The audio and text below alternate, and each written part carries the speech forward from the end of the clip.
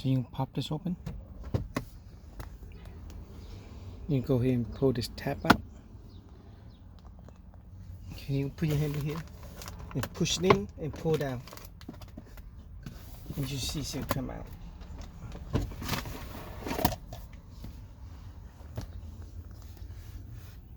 And the camphor is in here.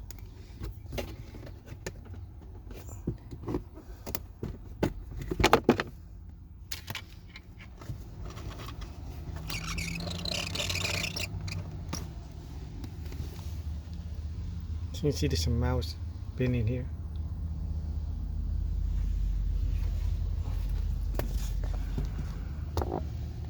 Here's the new filter.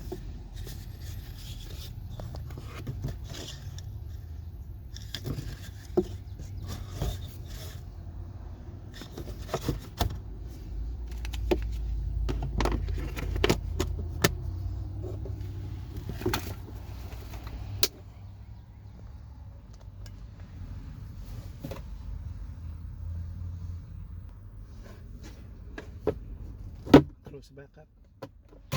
And that's it. If you go in front of the engine, you can see this mouse nest here.